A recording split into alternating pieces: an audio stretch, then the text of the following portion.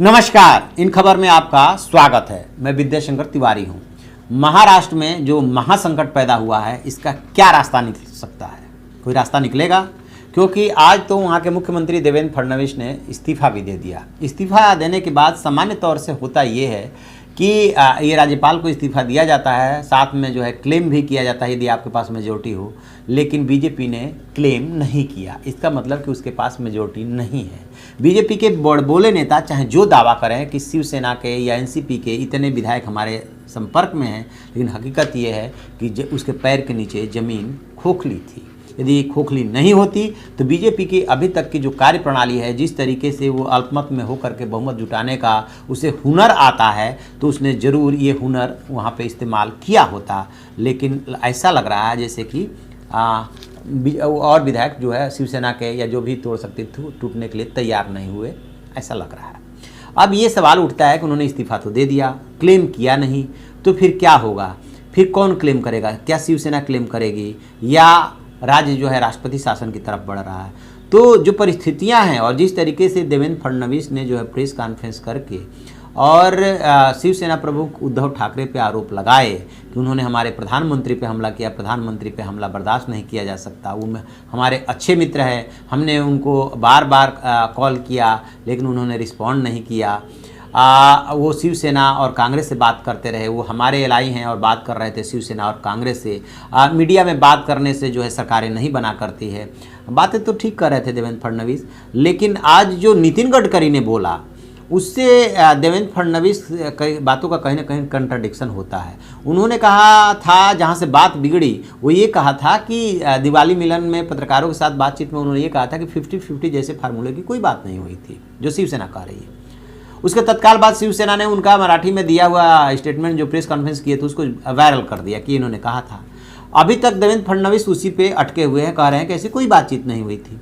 लेकिन नितिन गडकरी ने कहा कि उनकी अध्यक्ष जी यानी कि अमित शाह से बातचीत हुई थी और उन्होंने ये कहा कि शिवसेना की तरफ से यानी कि उद्धव ठाकरे की तरफ से ये बात आई थी 50-50 वाली, लेकिन हमने कोई वायदा नहीं किया था, कोई प्रॉमिस नहीं किया था। ये कहा था कि विधानसभा चुनाव होने दीजिए फिर देखा जाएगा। चलिए मान लिया, यही ये बात जो है सच के नज़दीक लग रही है, क्योंकि नितिन गडकरी यदि मध्यस्थता कर रहे हैं और उनको भेजा गया है तो मान के चलिए कोई झूठ नहीं बोलेंगे। तो इस बात में दम ये लग रहा है कि ऐसी बात राजनीति में होती है कि चलिए तब की बात तब देख ली जाएगी। ठीक है, अब दोनों पक्ष कह रहा है कि चुनाव के बाद परिणाम आने के बाद दोनों का जो है मूड बदल गया, दोनों की नीयत बदल गई, कुछ इस तरह की बातें हो रही है।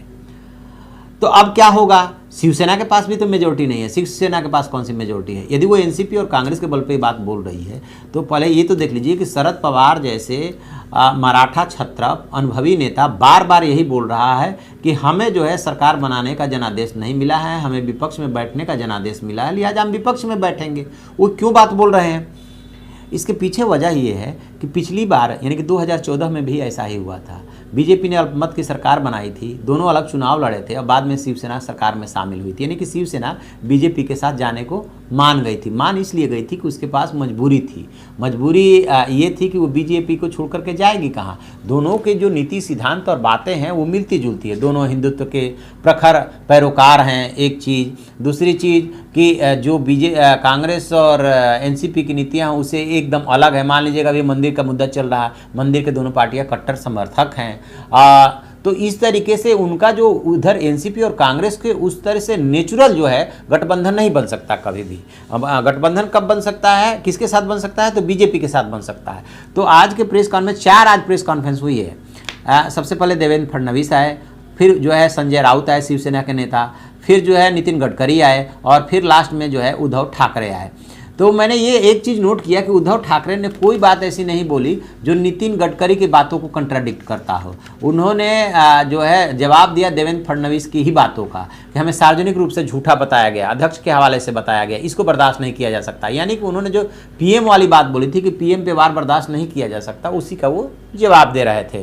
फिर ये उन्होंने बोला था कि वो हमारे अच्छे मित्र हैं, तो इन्होंने बोल दिया कि हमारे अच्छे मित्र हैं। तो यहाँ से ऐसा लग रहा है कि दोनों स्पेस छोड़ करके चल रहे हैं कि आगे चल करके राष्ट्रपति शासन यदि लगता है और कूलिंग पीरियड 15 दिन, 1 महीना, 2 महीना का मिलता है तो उसमें जो है फिर बातचीत का मौका मिलेगा। तो हो सकता है कि परिस्थितियाँ बदल जाए और फिर दोनों सरकार बना ले, क्योंकि जब तक दबाव नहीं बनेगा तब तक शिवसेना को कुछ मिलेगा नहीं। शिवसेना का मानना यह है कि यही अच्छा मौका है दबाव बनाने का। तो मुझे ऐसा लग रहा है कि आगे चल करके बेशक अभी राष्ट्रपति शासन लग जाए या एक दिन का समय है तभी और देख लेते हैं, हालांकि गुंजाइश अब 10 ही % बची है, 90% राष्ट्रपति शासन की तरफ ही बढ़ रहा है राज्य, तो वो कूलिंग पीरियड के लिए स्पेस दोनों पक्ष छोड़ के चल रहा है। और एनसीपी और कांग्रेस बेशक वहाँ के विधायक चाहते हैं कि बीजेपी को सत्ता से दूर रखने के लिए शिवसेना को समर्थन दे दिया जाए, लेकिन उधर शिवसेना को दिक्कत होगी। एनसीपी और कांग्रेस के तो जो होगी सो होगी, कांग्रेस को अभी भी हिच है। कांग्रेस में 2 ग्रुप बन गए, एक ग्रुप चाहता है कि इनको समर्थन देकर सरकार बनाई जाए, दूसरा चाहता है कि नहीं, इससे देश की राजनीति में हमें नुकसान होगा। एनसीपी को ये दिक्कत नहीं है। एनसीपी हमेशा ऐसी राजनीति की है, खास तौर से शरद पवार जब एनसीपी बनाए उसके बाद से उन्होंने ऐसी राजनीति की है कि वो किसी के साथ जा सकते हैं, उन्हें कोई फर्क नहीं पड़ रहा, क्योंकि उनका जो वोट बैंक है वो डेडिकेटेड है और उनका वो अपना है। तो एनसीपी को उतनी दिक्कत नहीं है जितनी कि कांग्रेस को दिक्कत हो रही है। तो अब लब्बो-लुआ भी है कि फिर क्या होगा। तो अभी मान के चलिए कि जितना एक दूसरे से सार्वजनिक रूप से और पर्दे के पीछे से बात हुई है शिवसेना और बीजेपी में, उसमें प्रेस कॉन्फ्रेंस में दोनों बेशक थोड़ा सा तल्ख नज़र आ रहे थे, लेकिन दोनों स्पेस छोड़ के चल रहे हैं और पर्दे के पीछे जो बातचीत चल रही है मुझे लग रहा है कि वो रंग ला रही है। देर सवेर दोनों के बीच में समझौता होगा, दोनों फिर से सरकार बनाएंगे, ऐसा लग रहा है। राजनीति में होता क्या है कि अटकलबाजी भी लगती है, ऐसा देखने में ऐसा लगता है कि ऐसा हो रहा है, हो सकता है कि कल परिस्थिति मतलब दोनों अपनी अपनी बातों पे अड़े रहे और न भी बात बने, लेकिन इसकी गुंजाइश मान के चलिए कि 25% है। 75% मुझे साफ साफ दिख रहा है कि फिर दोनों साथ आएंगे, दोनों सरकार बनाएंगे। बीजेपी हो सकता है कि आगे चल करके कहे कि पहले आप हमारा मुख्यमंत्री बन जाने दीजिए, फिर बाद में हम आपका मुख्यमंत्री बना देंगे, ये भी मान सकती है। वो इसमें शर्त रख सकती है शिवसेना की, आप देवेंद्र फडणवीस को बदलिए। हो सकता है कि उनको बदला जाए, क्योंकि सिर्फ देवेंद्र फडणवीस के लिए एक 5 साल की सरकार नहीं फंसाई जा सकती। तो उधर से बात आ रही कि और भी कई नेता दावेदार हैं बीजेपी की तरफ से, उसमें सुधीर जो मुनगंटीवार हैं वो भी दावेदार हैं, वो नितिन गडकरी के भी नज़दीक हैं और उनके सब जगह रिश्ते अच्छे हैं, एक उनका भी नाम आ रहा है। तो चलिए देखते हैं आगे क्या होता है। वैसे भी एक बात और बताऊँ कि बीजेपी ने जहाँ जहाँ ऐसा एक्सपेरिमेंट किया उसमें सबसे बड़ा स्टेट है उत्तर प्रदेश। उत्तर प्रदेश में कल्याण सिंह और मायावती ने 96-97 में यही 6-6 महीने का फार्मूला तय हुआ था।